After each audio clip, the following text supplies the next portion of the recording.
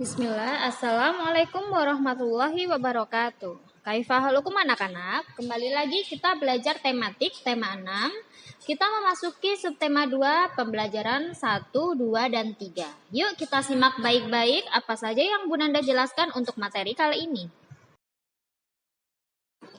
Di halaman 68, kita bisa melihat ada sebuah gambar, yaitu kegiatan Siti dan Ibu memasak bersama di dapur.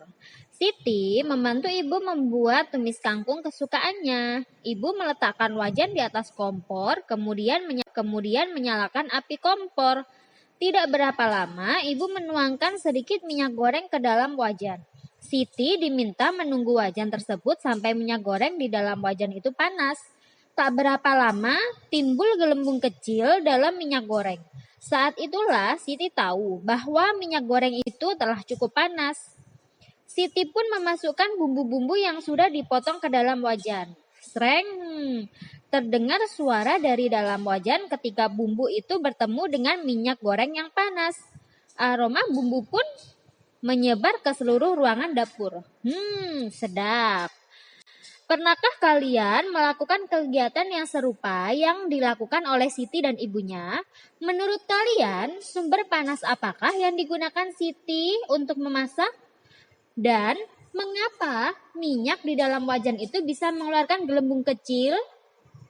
Nah, kita akan mempelajarinya secara lebih detail.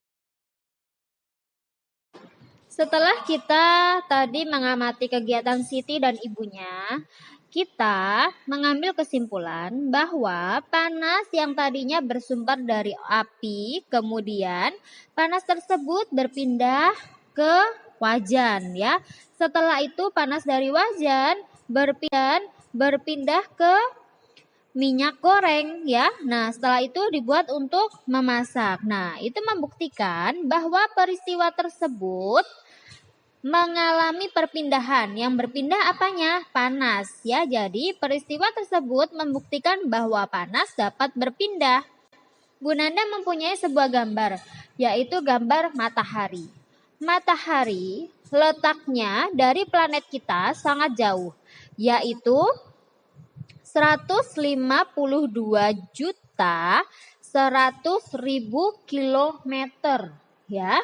Nah, jauh sekali. Akan tetapi, panas dari matahari dapat berpindah atau merambat ke planet kita, sehingga kita dapat merasakan hangatnya sinar matahari.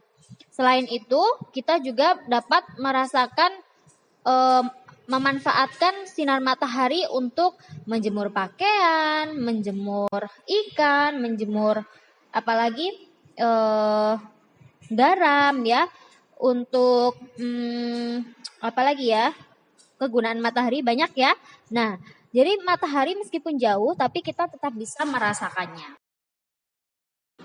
Jadi, panas itu dapat berpindah dari benda yang bersuhu tinggi ke benda yang bersuhu lebih rendah. Tadi yang Bu Nanda sudah beri contoh kegiatan Siti dan ibunya memasak. Itu membuktikan bahwa panas berpindah dari suhu yang tinggi ke suhu yang lebih rendah. Nah, bagaimana panas dapat berpindah?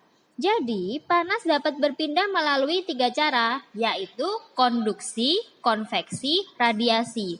Apakah itu? Kita akan pelajari lebih dalam lagi. Yang pertama yaitu perpindahan panas secara konduksi.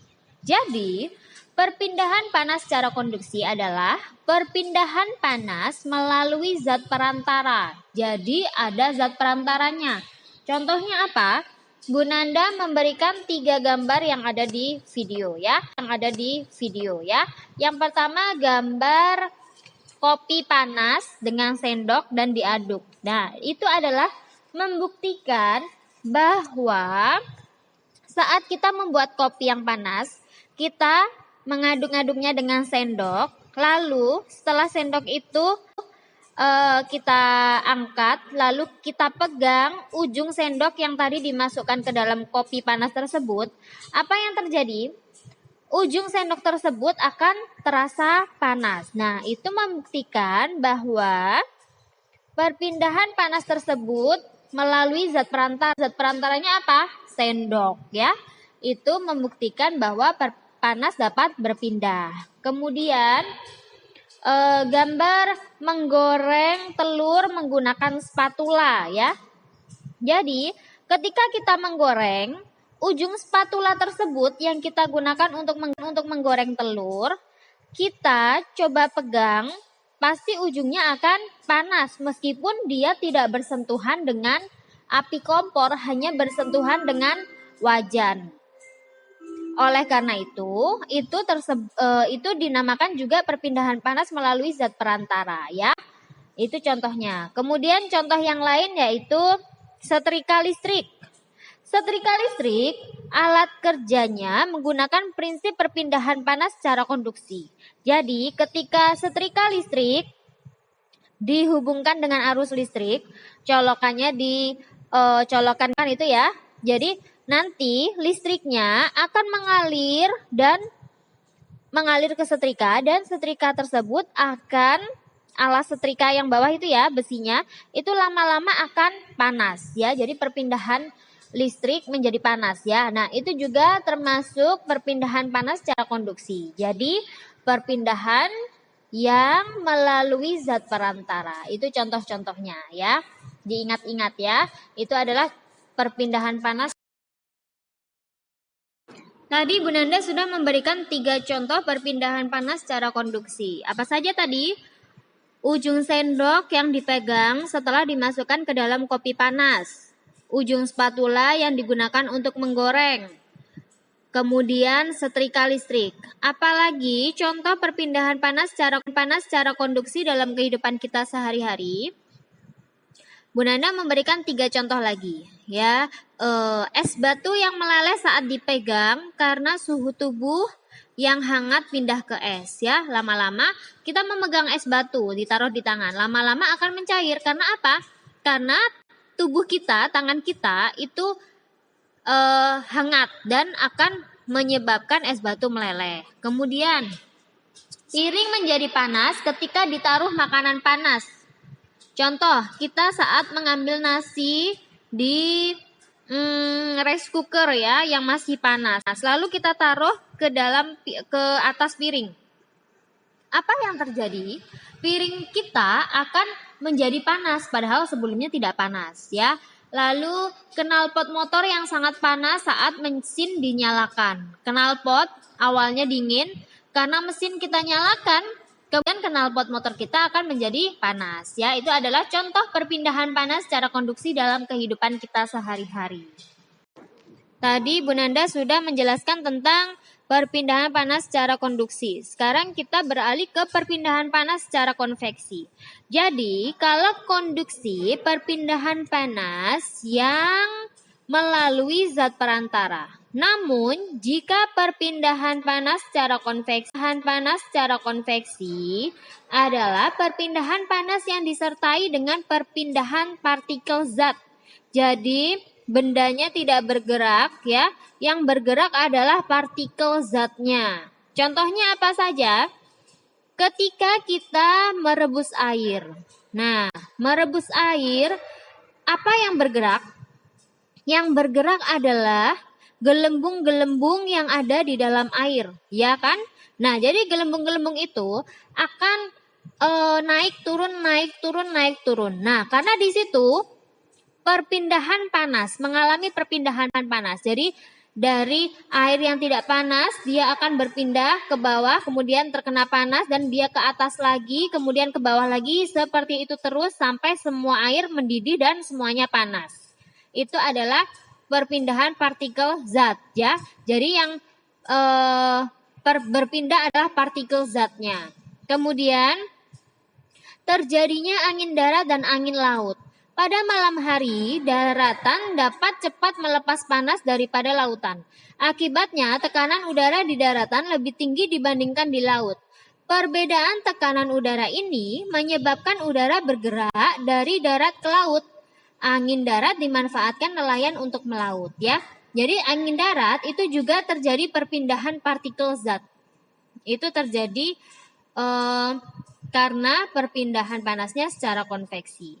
Kemudian angin laut juga ya sama, dia mengalami perpindahan secara konveksi. Jadi pada siang hari daratan lebih cepat menerima panas, sehingga udara menjadi lebih panas lalu memuai dan bertekanan lebih rendah dari lautan. Perbedaan tekanan ini menyebabkan bertiupnya angin dari laut ke darat. Ya. Angin laut dimanfaatkan oleh nelayan untuk peluang melaut. Selain peristiwa merebus air, terjadinya angin darat, angin laut, ada lagi contoh perpindahan panas secara konveksi dalam kehidupan kita sehari-hari. Apa saja? Balon udara panas. Jadi pemanas di dalam balon memanaskan udara sehingga udara bergerak ke atas. Itu juga termasuk perpindahan panas secara konveksi. Lalu, cerobong asap. Bertambahnya volume asap menyebabkan massa jenisnya berkurang. Akibatnya asap meluncur ke atas ya.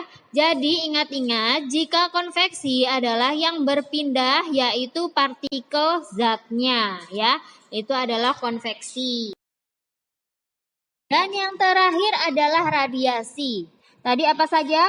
Konduksi, konveksi, sekarang radiasi. Jika radiasi adalah perpindahan panas tidak melalui zat perantara atau dengan pancaran. Jika radiasi ini mudah diingat ya, karena dia langsung. Nah, contohnya apa saja? Contohnya matahari. Jadi meskipun matahari itu sangat jauh letaknya, namun kita jika kegiatan apapun, kita pasti akan merasakan sinar matahari itu mengenai tubuh kita. Betul? Apalagi jika kita beraktivitas di luar rumah, kita pasti akan merasakan hangatnya sinar matahari tersebut ya. Itu adalah termasuk perpindahan panas secara radiasi. Meskipun kita tidak menyentuh matahari secara langsung, namun kita dapat merasakan hangat dari matahari. Kemudian contohnya menjemur pakaian ya. Menjemur pakaian itu pakaiannya tidak ditempelkan kepada matahari ya kan. Namun hanya kita jemur di luar ruangan, lama-lama baju yang basah akan menjadi kering karena terkena pancaran sinar dari matahari. Lalu api unggun. Api unggun meskipun ketika kita membuat api unggun, tapi tidak kita langsung memegang apinya, kita hanya berada di dekatnya, kita pasti akan merasakan hangatnya dari panas api unggun ya. Itu adalah pancaran dari api unggun ya.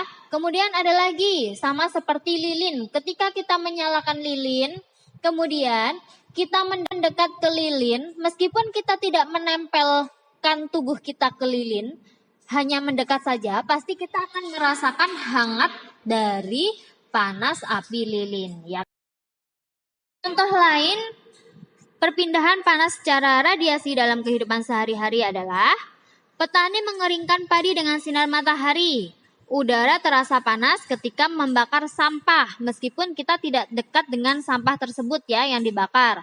Lalu dinding rumah terasa hangat karena sinar matahari. Udara terasa panas saat berada di dekat kompor yang menyala. Lalu bisa tidak jika perpindahan kalor itu dipadukan antara konduksi, konveksi, dan radiasi? Bisa. Contohnya apa? Ketika kita memegang panci yang direbus airnya yang ada di dalam panci, lalu direbus, itu akan terjadi 3 perpindahan kalor atau panas ya. Yang pertama konveksi. Jadi air yang direbus di dalam panci itu terjadi perpindahan panas secara konveksi ya. Lalu saat kita memegang gagang panci yang tadinya tidak panas karena dipanaskan lama-lama akan terasa panas ya. Itu dinamakan dengan konduksi melalui zat perantara. Kemudian tangan kita berada di dekat api yang untuk digunakan untuk merebus tadi ya.